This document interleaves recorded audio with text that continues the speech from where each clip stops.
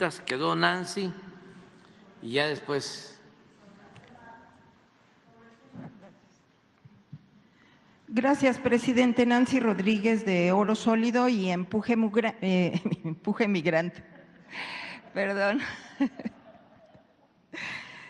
Bueno, presidente, pues ayer precisamente se dio un mugrero, le iba a decir.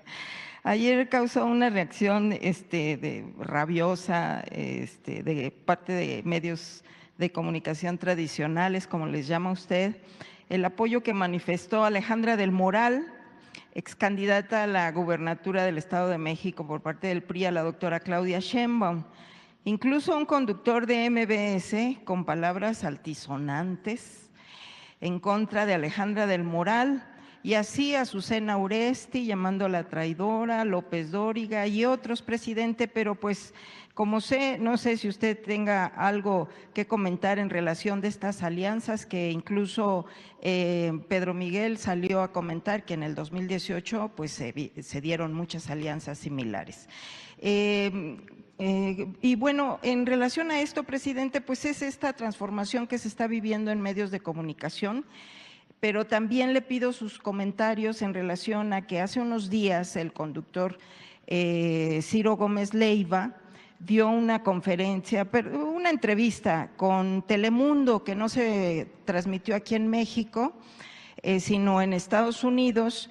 Y bueno, pues el conductor habla que se retira en octubre, cuando usted termina su mandato. Hace mucho énfasis en eso, que es cuando termina usted su mandato. Incluso el entrevistador le dijo, entonces estás contando los días. Y dijo, pues no precisamente, pero pues sí faltan unos meses. Advierte que no se va a ir a jugar golf, porque dice que pues que no, que va a seguir en esto de la producción de medios, pero en otro término, que no se va del país, o no sé, se rumoraba antes de estas declaraciones que pensaba irse del país, no sabemos. Aclara también, asegura que no sabe por qué usted lo critica tanto. Insistía este entrevistador de allá de Telemundo que por qué estos que le llaman ellos ataques, ¿no? Y bueno, él dijo que no sabía y pues llama mucho la atención, fue una entrevista de casi 30 minutos donde dice que no ha habido transformación, que no se ha cambiado nada, que el país desde su punto de vista está peor que antes, que en otros sexenios. Entonces, sí es parte, curiosamente utiliza la palabra que es parte de su movimiento de usted, dice que su vida necesita una transformación. Entonces, pero que no ha habido transformación en México desde su punto de vista. Entonces, sí me gustaría sus comentarios en relación pues de esta transformación que se está viviendo en estos comunicadores, presidente, si me hace favor. Gracias. Bueno, tendríamos que ir de nuevo al fondo, lo que ya hemos venido repitiendo, porque si no, no se entienden las cosas. Hay dos proyectos distintos y contrapuestos de nación. Y esto lleva a que haya definiciones que sin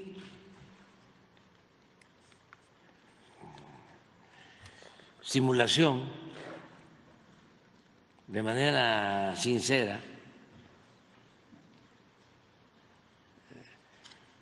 pues todos fijemos con claridad nuestra postura y actuemos de manera consecuente, actuemos como pensamos. Siempre que hay una transformación, son tiempos de definiciones. Y ahora estamos viviendo un proceso de transformación. Y no hay para dónde hacerse.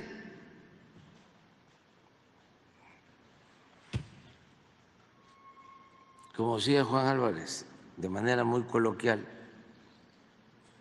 esta ancheta, que entiendo es una tela, es tan angosta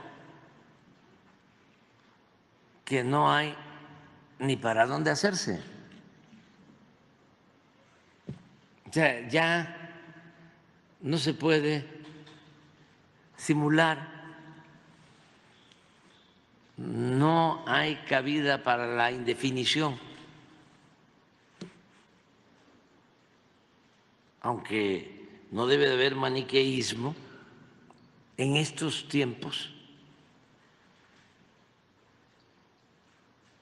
Es muy difícil la moderación en lo político. Es muy difícil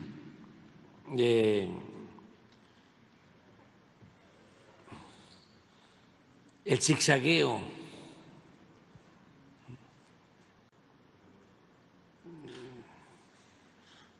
el actuar en el centro,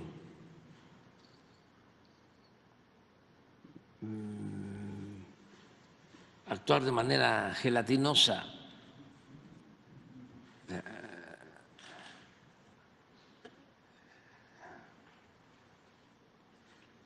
blandengue, para que se entienda. Son tiempos de anclarnos en nuestros ideales y en nuestros principios y decir, así somos. No son tiempos para la hipocresía. Eso es una transformación. Entonces, muchos se la habían pasado muy bien sin tener que definirse, incluso engañando de que eran independientes, de que ellos no tenían partido. Se acuñó, porque eso es nuevo, lo de la sociedad civil, lo de las organizaciones no gubernamentales.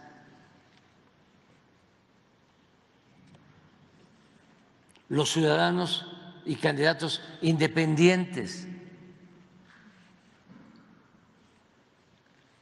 Todo eso se creó, todo ese andamiaje político para ocultar el fondo de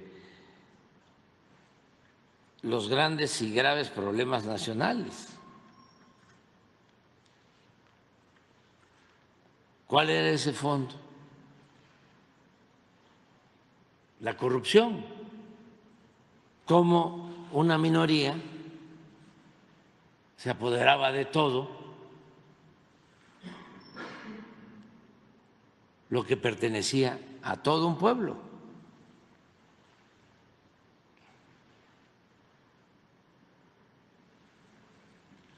Y quienes ayudaban a que se produjera esa ceguera colectiva, esa falta de toma de conciencia de lo que realmente estaba sucediendo, eran los intelectuales orgánicos y los medios de información, que en sentido estricto eran medios de manipulación, porque eran los que ayudaban a legitimar todo ese atraco, toda esa corrupción de una élite que eran los dueños de México. El pueblo no contaba, pero que no nos entre por un oído y nos salga por otro. No les interesaba el pueblo, no le tenían ni respeto, ni mucho menos amor al pueblo. Pero eso era una farsa. hablar de democracia, porque la democracia es el gobierno del pueblo, para el pueblo, con el pueblo. ¿Qué les va a interesar el pueblo si deciden en el periodo neoliberal o neoporfirista convertir las deudas de una minoría en deuda pública? Lo que hicieron con el FOBAPROA, rescatar con un proceso viciado, violentando la Constitución, con el imperio de la corrupción, deciden trasladarle al pueblo de México una deuda de 3 billones de pesos.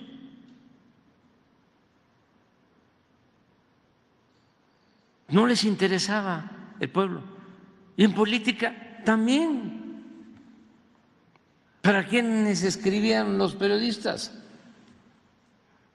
¿Para quiénes hablaban los conductores de radio, de televisión?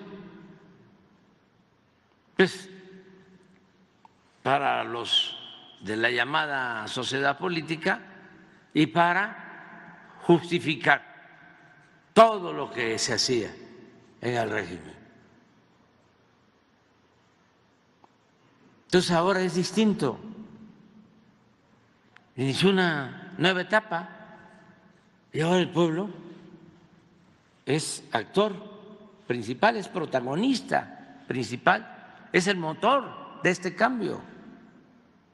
Ya no es un convidado de piedra, pues ya no es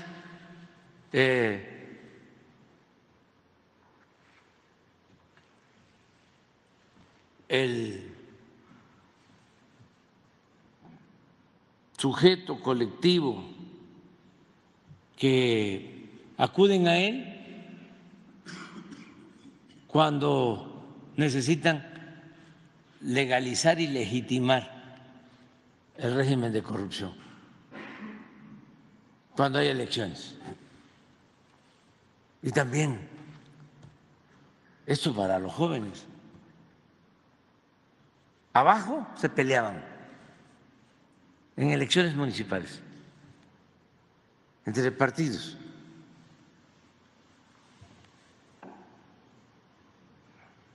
Los demás será que platiquen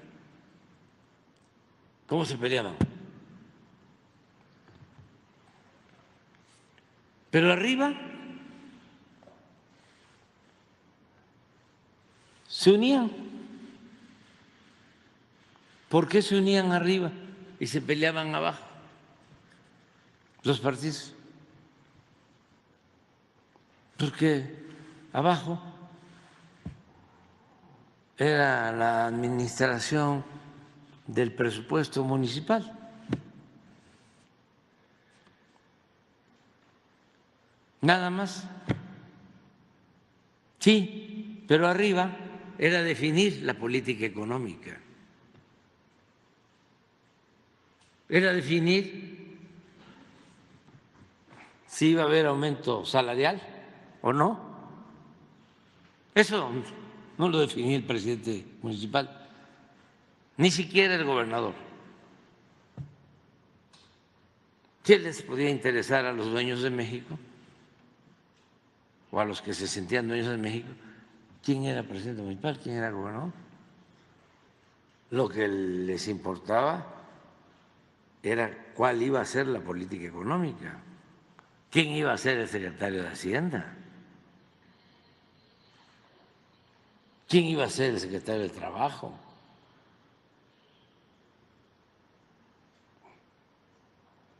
Eso era lo que les importaba.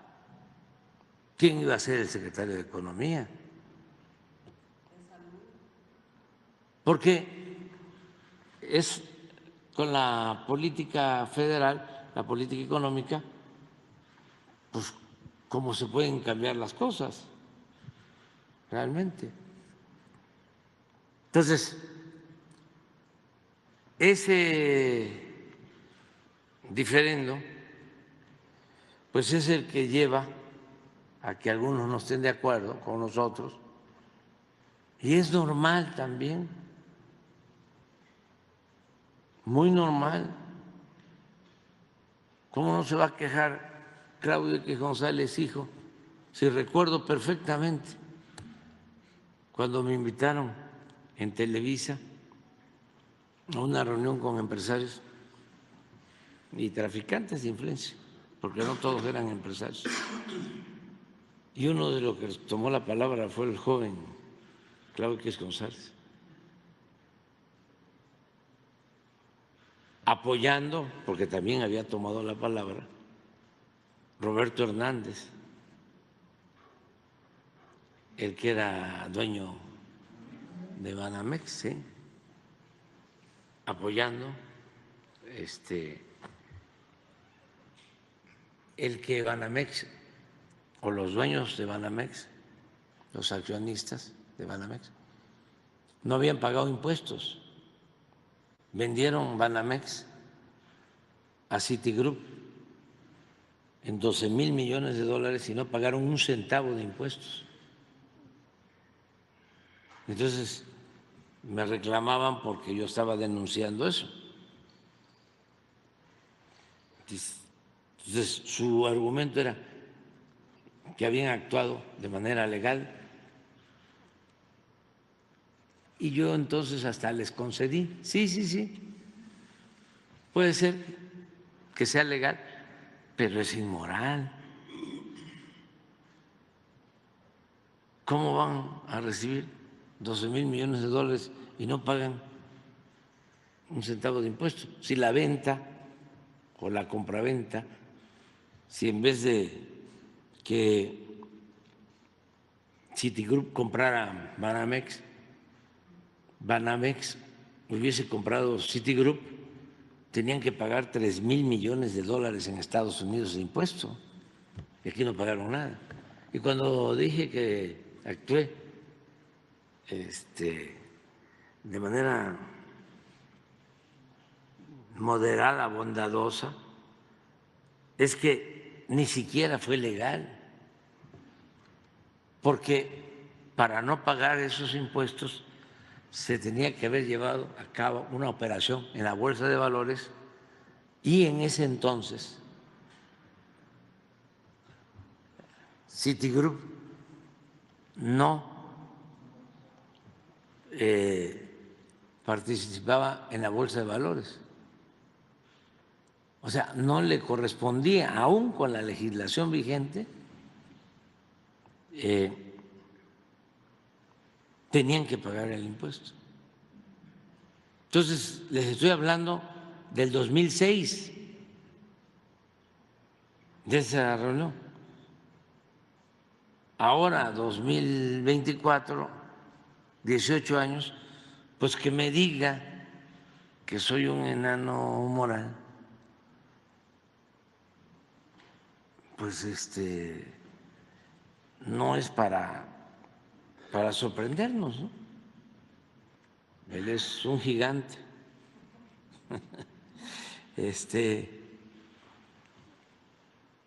Nomás un abrazo a los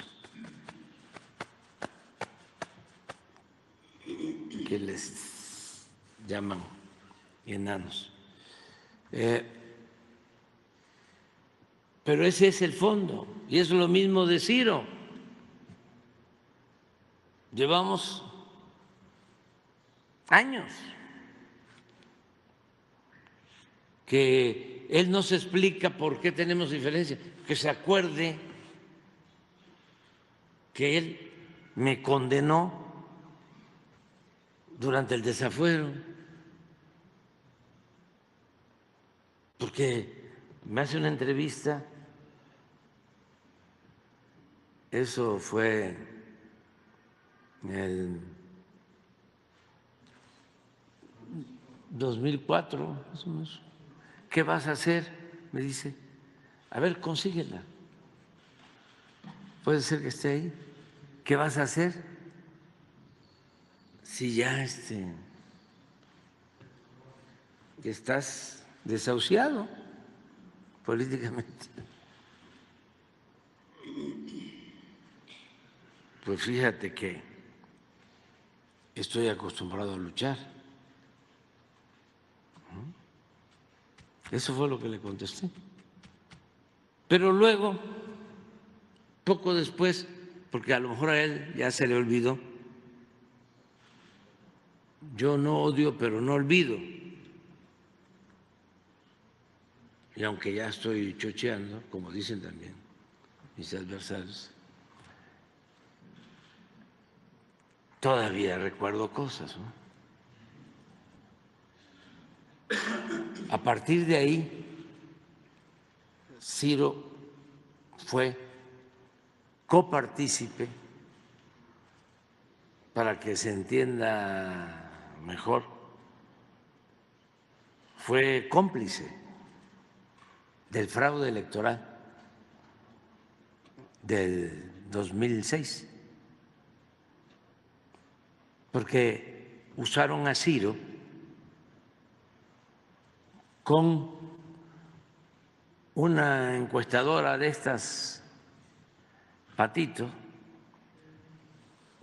que crearon así de la noche a la mañana. Yo llevaba bastante ventaja y de repente en esta encuestadora, y Ciro se encargaba de dar a conocer los resultados, estábamos empatados con Calderón, cuando no era así. Esa encuestadora, para tener el contexto, la creó un señor junto, desde luego, con Calderón y con otra persona que, como es finado, no lo voy a mencionar, con ese propósito, ¿no?, de ir preparando el terreno a que iban a hacer unas elecciones muy reñidas y que iba a haber empate para poder llevar a cabo el fraude electoral. Ese señor, cuando se roban la presidencia, pasa a ser el director del CISEN, Guillermo Valdés.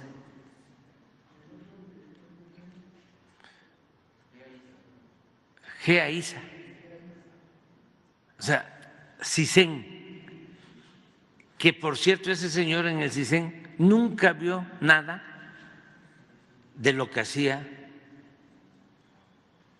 ¿cómo se llama este señor? García Luna, nunca vio nada. Es más, hasta acaba de declarar que él no vio nada. Y no se olviden de que el CISEN no son siglas, era el sistema de espionaje del gobierno que creó Carlos Salinas de Gortari,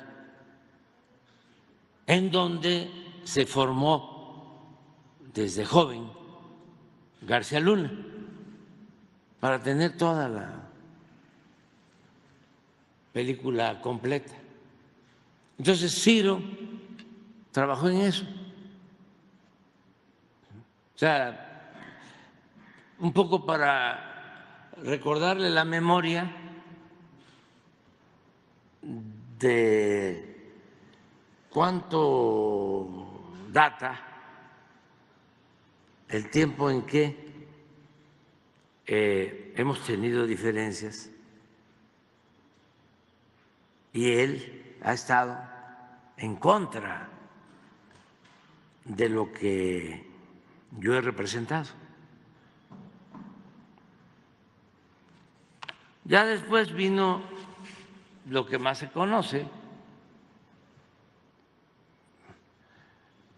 cuando se ponen de acuerdo, que también en abono a Ciro y a muchos otros, a López Dóriga y a Loret de Mola y a otros más, pues no por decisión de ellos, sino porque ellos están en un segundo nivel, por decisión de sus jefes, deciden promover a el licenciado Peña Nieto y lo convierten en un fenómeno mediático único en la historia del país.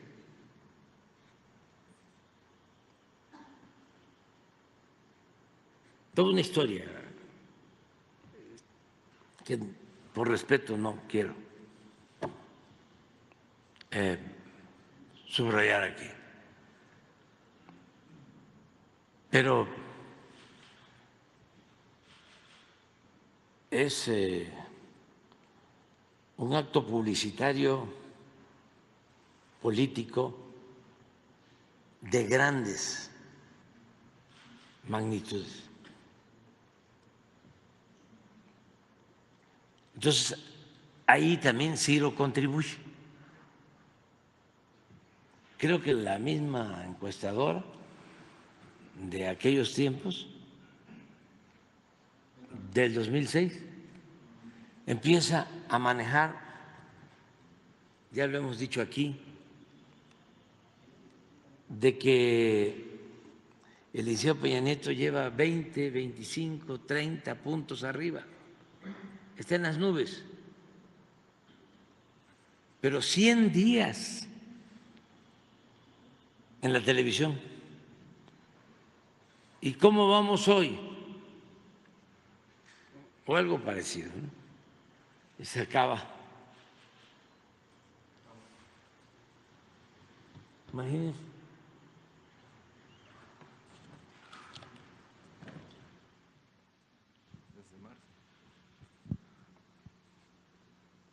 Pero miren aquí cómo estaba. ¿Por dónde andaba yo? Por acá.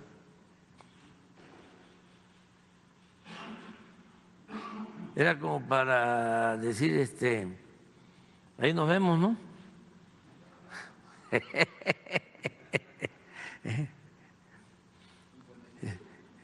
Échale ganas, échale ganas.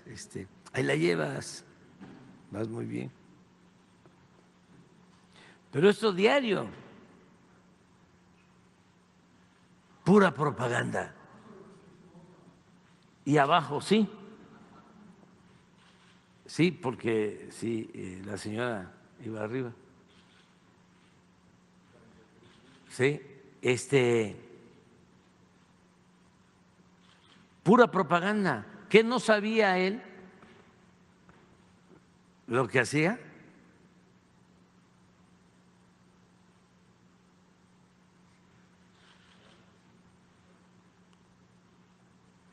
Entonces, pues no sucede así, la diferencia es de otro tipo al final. Y entonces a los 3 días o 5 días ofrece disculpa.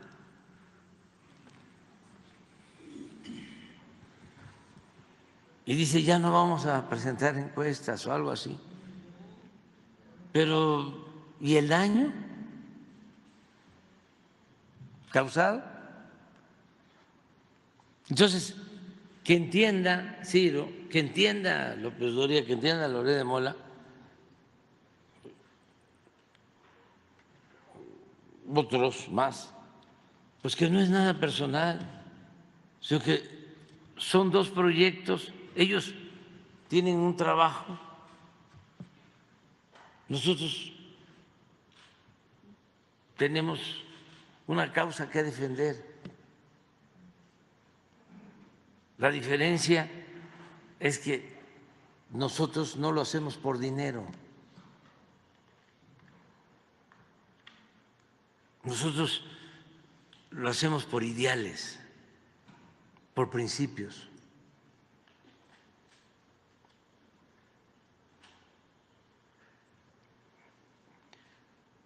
Entonces, pues por eso a ellos, él gana 5 veces más que yo, que soy presidente de México.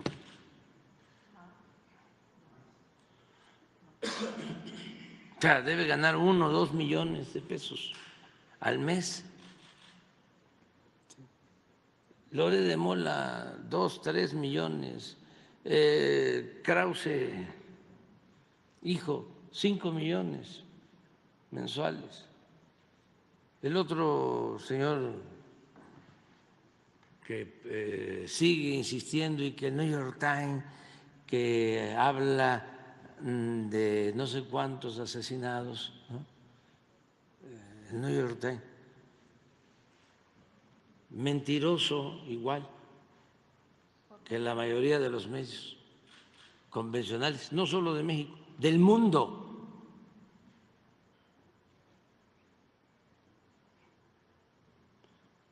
Jorge Ramos, 17 millones de pesos mensuales.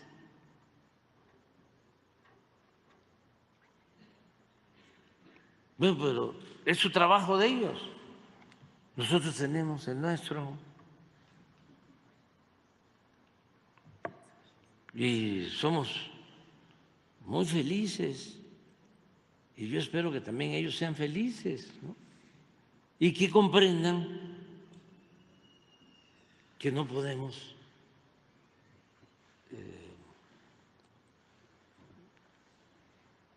tener la misma forma de pensar y de ser, y que además son libres, nadie es perseguido, nadie es censurado.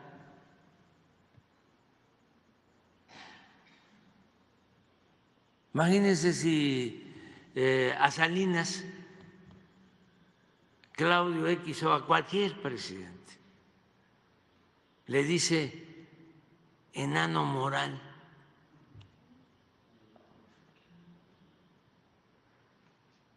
O insultan como lo hacen conmigo. ¿Por qué no tengo problema? Primero, porque tengo mi conciencia tranquila, y segundo, porque sé que esta es una causa justa y sublime, noble, porque es en pos de otros. Y cuando se lucha por una causa justa, se debe estar dispuesto a pagar cuotas de humillación.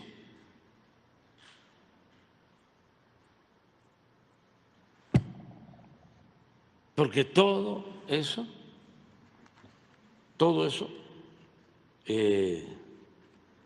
se supera con la gran satisfacción que produce estar trabajando por los demás.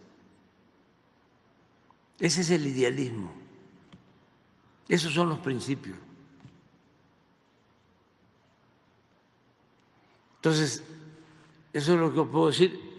En el caso de las estaciones de radio, de televisión en Estados Unidos de habla hispana, pues no hay mucha diferencia.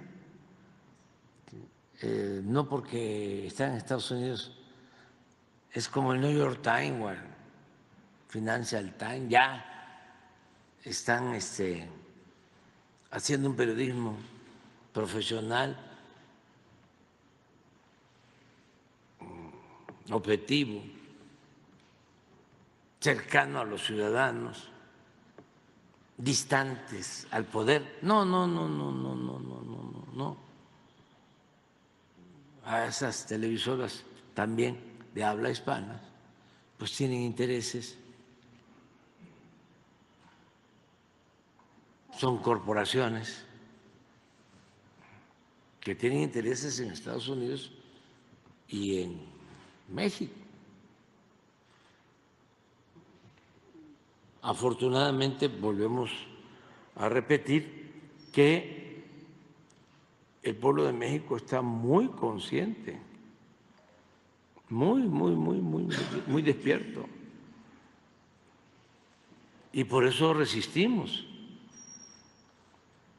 toda la andanada, la gran lanzada, la guerra sucia. Y ya, además, estamos a días de las elecciones. Ya nada más mañana vamos a estar aquí y el domingo ya vienen las elecciones y en la noche ya sabemos. ¿Sí?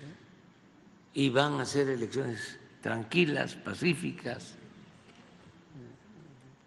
y vamos a volver a dar los mexicanos una muestra de mucha responsabilidad.